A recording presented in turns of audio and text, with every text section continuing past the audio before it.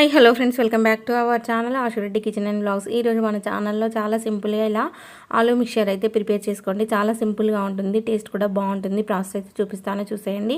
First అయితే ఇలా ఆలూనంతా కూడా తురుముకోవాలన్నమాట. చూసారా, ఈ విధంగా తురుముకొని వాటర్లో 2-3 సార్లు కడిగేసుకొని ఇలా మనం ఒక క్లాత్ పై వేసుకొని వాటర్ అంతా పోయేంత వరకు అయితే మనం డ్రై అయ్యేంత వరకు ఇలా పెట్టుకోవాలన్నమాట.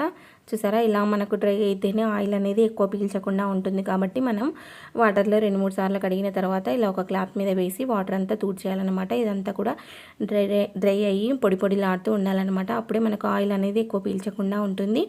ఇలా అంతా కూడా డ్రై అయిపోయిన తర్వాత ఒక కడాయి పెట్టుకొని అందులో డీప్ ఫ్రైకి ఆయిల్ పెట్టుకొని ఆయిల్ మంచిగా హీట్ అయిన తర్వాత మనం తురుముకున్న ఆలు ఉంది కదా, అవి అయితే వేసుకొని మంచిగా కలర్ వచ్చేంత వరకు అయితే ఫ్రై చేసుకోవాలన్నమాట. క్రిస్పీగా అయ్యేంత వరకు ఫ్రై చేసుకోవాలి. అటు ఇటు కదుపుకుంటూ క్రిస్పీగా అయ్యేంత వరకు అయితే ఫ్రై చేసుకోవాలి. చూసారా, ఇలా మంచిగా కలర్ వచ్చేంత వరకు ఫ్రై చేసుకొని తీసేసుకోవడమే. సో అంతా కూడా ఇలా విధంగా మనం అయితే వేసుకొని మంచిగా ఫ్రై అయ్యేంత వరకు ఫ్రై చేసుకోవాలి. చూసారా, మనకు డ్రై అయిపోతే వాటర్ అనేది లేకుండా ఉంటే మనకు ఆయిల్ అనేది ఎక్కువ పీల్చకుండా ఉంటుంది.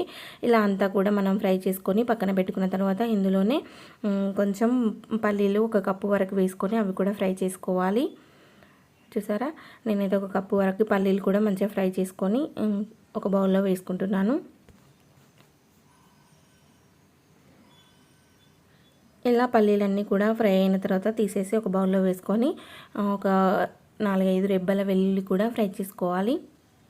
టేస్ట్ అయితే చాలా బాగుంటుంది. చూసారా, ఇలా ఒక 4-5 వెల్లుల్లి రెబ్బలు కూడా ఫ్రై చేసుకొని పక్కన పెట్టుకొని ఇలా ఒక గుప్పెడు కరివేపాకు కూడా ఫ్రై చేసుకొని అందులో వేసుకోవాలన్నమాట.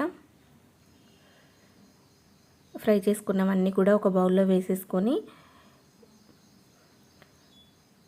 చూసారా, ఇలా ఫ్రై చేసుకున్నవన్నీ కూడా ఒక బౌల్లో వేసుకొని ఇందులో కొంచెం కారం అలాగే కొంచెం సాల్ట్ వేసుకొని ఇవన్నీ కూడా కలుపుకోవాలన్నమాట.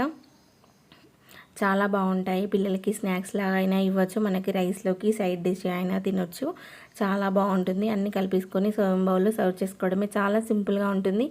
నచ్చితే తప్పకుండా ట్రై చేసి నా కామెంట్ బాక్స్లో కామెంట్ చేసి మన ఛానల్ని సబ్స్క్రైబ్ చేసుకోండి.